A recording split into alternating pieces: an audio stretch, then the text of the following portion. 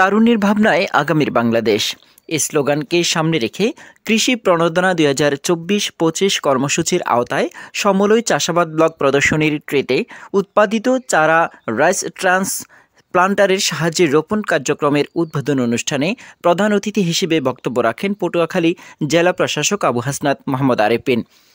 গত ২২ জানুয়ারি বুধবার বেলা ১১ ঘটিকায় পটুয়াখালীর গলাচিপা উপজেলার সদর ইউনিয়নের মুরাদনগর এলাকায় নির্বাহী অফিসার মিজানুর রহমানের সভাপতিত্বে প্রায় ২ শতাধিক স্থানীয় কৃষক কিষানীদের অংশগ্রহণের মাধ্যমে গলাচিপা উপজেলা প্রশাসন ও কৃষি সম্প্রসারণ অধিদপ্তর গলাচিপার বর্ণাঢ্য আয়োজনে সমলয় কর্মসূচি অনুষ্ঠিত হয়েছে।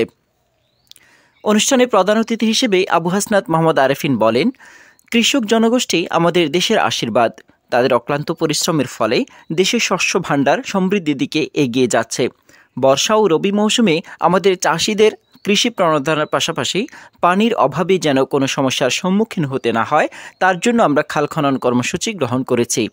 কেননা শহীদ প্রেসিডেন্ট জিয়াউর রহমান বাংলাদেশের কৃষি উৎপাদন বৃদ্ধির লক্ষ্যে প্রথম খাল খনন কর্মসূচি গ্রহণ করেছিলেন। অনুষ্ঠানে বিশেষ অতিথি হিসেবে উপস্থিত ছিলেন কৃষি সম্প্রসারণ অধিদপ্তর পটুয়াখালীর উপপরিচালক মোহাম্মদ নজরুল ইসলাম, জেলা প্রশিক্ষণ অফিসার মোহাম্মদ খায়রুল ইসলাম মল্লিক, সহকারী কমিশনার ভূমি মোহাম্মদ নাসিম রেজা, গলাচিপা থানার ওসি মোহাম্মদ আসাদুর রহমান, উপজেলার বিএনপির সভাপতি বীর মুক্তিযোদ্ধা আলহাজ সিদ্দিকুর রহমান, সাধারণ সম্পাদক বীর মুক্তিযোদ্ধা হাজী আব্দুস সাত্তার হাওলাদার, গণ অধিকার পরিষদের গলাচিপা উপজেলার আহ্বায়ক মোহাম্মদ হাফিজুর রহমান, বাংলাদেশ জামায়াত ইসলামী গলাচিপা শাখার আমির ডাক্তার মোহাম্মদ জাকির হোসেন। সমলয় শুভ উদ্বোধনের স্বাগত বক্তব্য রাখেন গলাচিপা উপজেলা কৃষি অফিসার আরজু আক্তার।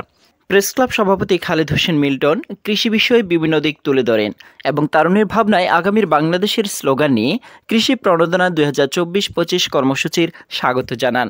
এ সময় সাংবাদিক মোহাম্মদ সোহাগ রহমান, মোহাম্মদ জিল্লুর রহমান জুয়েল, মোহাম্মদ উজ্জ্বল ও শিশির রঞ্জন হাওলাদার সহ বিভিন্ন গণমাধ্যম কর্মীরাও উপস্থিত ছিলেন।